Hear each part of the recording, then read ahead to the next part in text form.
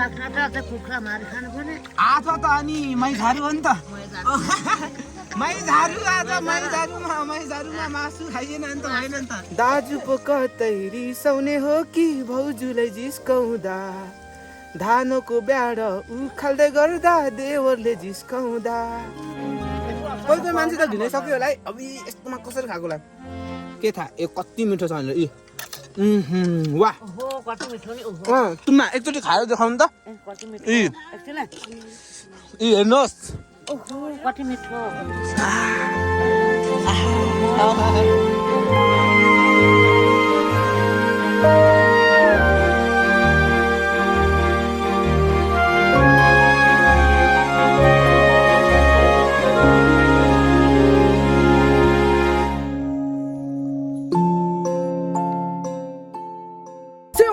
दर्शन नमस्ते तपाईहरु सम्पूर्णले आजको हाम्रो भ्लगमा स्वागत छ।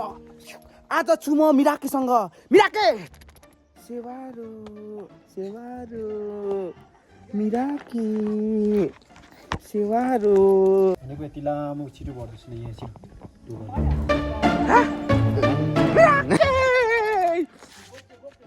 मिराके बोक्ने कि नबोक्ने बोक्ने कि नबोक्ने हो सक्नुहुन्छ किन बिहे गर्दिन भनेको क्या हेर्नु बिहे गर्नु त्यसै सजिलो हुन्छ र यहाँ बिहे त कहाँ सोचेर सम्झेर मजाले सम्झेर गर्नुपर्छ कहाँ के भात यो पनि ल्याइदिन्छ फेरि ला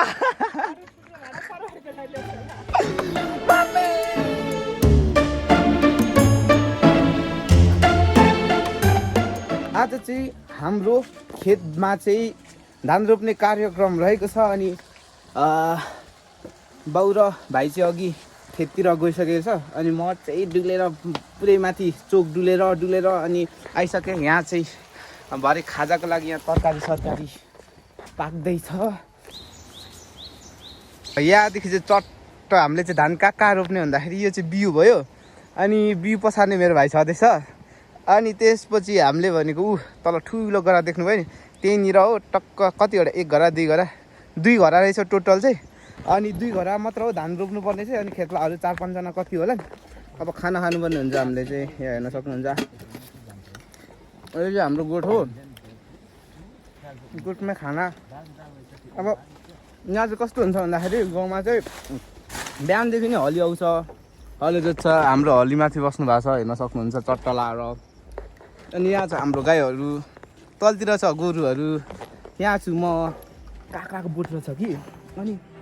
काका चाहिँ छ कि छैन भनेर म चाहिँ यता जाँदैछु लडिन्छ यार काकै फलेको रहेछ यार सानो मात्र फलेको भए पनि रमाइलो हुन्थ्यो। काँक्रा फुलेको मात्र रहेछ।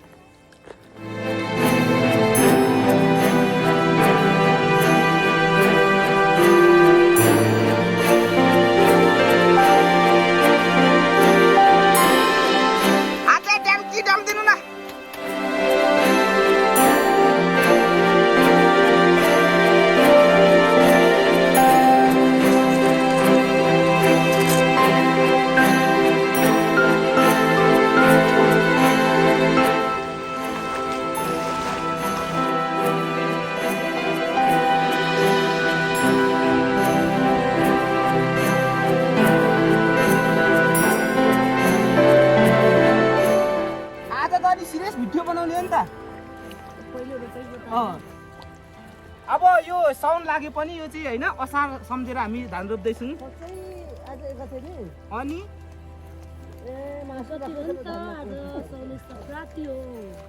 तुमा तपाईँ भिडियोमा निस्किनु भएन जस्तो त अलिक यता आउनु है ला मैले साह्रै पातलो रोपे कि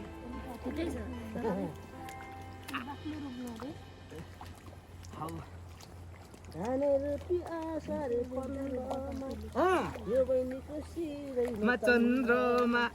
तुम्माले पो गीत गाउनु हुँदो रहेछ सिङ बा तुम्मा निधारमा लाग्छ र ल अब हाम्रो चाहिँ असारमा पनि डान्स हुँदैछ सरसती र मेरो अब कस्तो कालो आयो त हुन्छ औ ल रेडी 5 6 7 स्टार्ट वाचिङ नम्बर त्यसरी 5 6 7 स्टार्ट वाचिङ नम्बर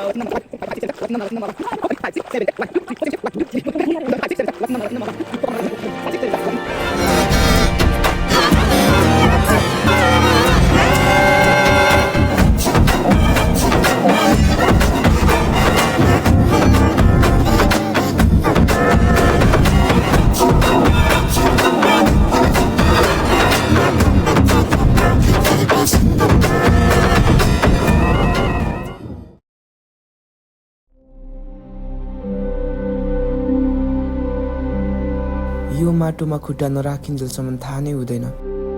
खाना कति महँगो छ भनेर अनि किसानको पसिना कति सस्तो छ भनेर।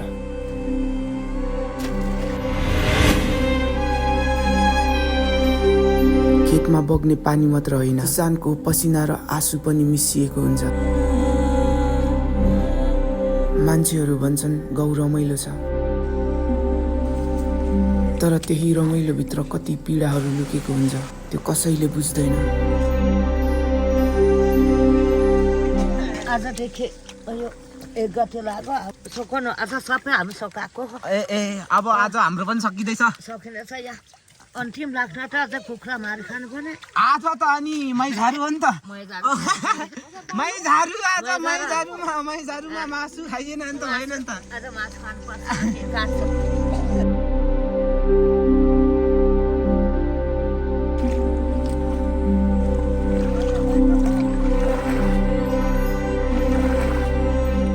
ल अहिले चाहिँ खाजा खाने टाइम भइसकेको छ भन्दा नि अब यहाँ चाम्रे पाक्दैछ अनि खाजा बनाउनेमा सरस्वती र मेरो मम्मी हुनुहुन्छ अनि पानी चाहिँ यहाँनिर खोल्साको पानी यस्तो धमिलो आउँदैछ कि खतरनाक गरी धमिलो आउँदैछ। हेलो सहरमा बस्ने मान्छेहरू अब जुन यस्तो छ नि यस्तो ठाउँमा हामीले खाजा खाइराखेको देखेर घिनाउनुहुन्छ होला है आमाइ नि त्यसो भन्नु हुँदैन नि फेरि हो गाउँघरमा यस्तै हुन्छ हो यस्तै यो सबैभन्दा मिठो हाम्रो लागि अमृत पनि यो चाहिँ फेरि अर्ग्यानिक गाउँघरमै बनाएको बिजुमा तुममा के आखेको बात हाम्रो घरमा मक्दै फेरि यो फेरि यो अचार के भन्नुहुन्छ होला यो पनि अर्ग्यानिक हो हामीसँग सब थोक अर्ग्यानिक हुन्छ हो कोही कोही मान्छे त ढिनाइसक्यो होला है अब यस्तोमा कसरी खाएको होला के थाहा ए कति मिठो छ भनेर वाह तुममा एकचोटि खाएर देखाउनु त हेर्नुहोस् कति मिठो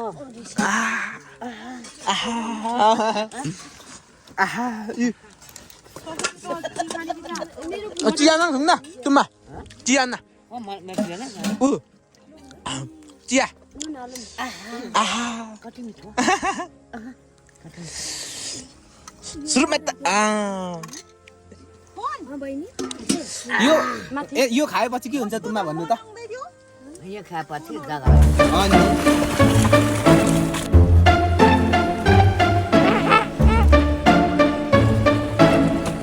तपाईँहरूले मेरो भ्लग मन पर्दैछ भने लाइक कमेन्ट सेयर सब्सक्राइब गर्न नबिर्सनु होला। अनि हेर्नुहोस् हिलो त के हो है म चाहिँ यता साथीले पानी पुऱ्याइदिनु आएको थिएँ अब यहाँ भाउजू चाहिँ यता हुनुहुँदो रहेछ भाउजू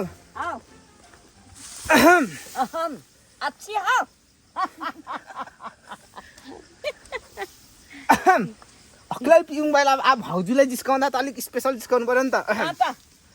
दाजु पो कतै रिसाउने हो कि भाउजूलाई जिस्काउँदा साउनको धान आज मिताउने लो हाम्रो दाजु पो कतै रिसाउने हो कि भाउजूलाई जिस्काउँदा धानको ब्याड उखाल्दै गर्दा देवरले जिस्काउँदा याङनाम बासबोटे ख्याल ख्याल गर्दैमा बित्यो जोबाना आमाई टङ्गु आकेला न आमाई औ टङ्गु बाकेला न आखेले बोक्वे भाउजू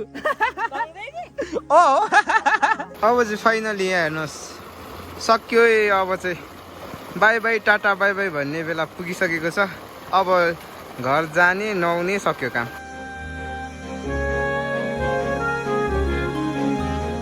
अब धान रोपाइ सकियो। अब हेर्नु न लुगाहरू यस्तो छ। अब भने चाहिँ नुहाउनु पर्ने हुन्छ। अनि नुहाउने धारा चाहिँ यहाँनिर रहेको छ। म चाहिँ नुहाइ पनि सकेँ, कपडाहरू पनि धोइसकेँ। तर अघि मैले एकछिन दाँते लाउँदाखेरि चाहिँ के भएको थियो भन्दाखेरि चाहिँ मेरो खुट्टा चाहिँ दाँतेमा अल्झेको थियो। अनि दाँतेमा चाहिँ मेरो खुट्टा अल्झिँदा चाहिँ के भएछ भन्दाखेरि यहाँ हेर्नुहोस्, यहाँ रातो भएको छ। अनि यो अनि अलिकता पनि काँचो यो चाहिँ दाँतेमा अल्झ्यो क्या। मैले दाँते हाल्ने खाएन। अनि उल्टो दाँतेले नै मलाई नै दाँते हाल्यो क्या।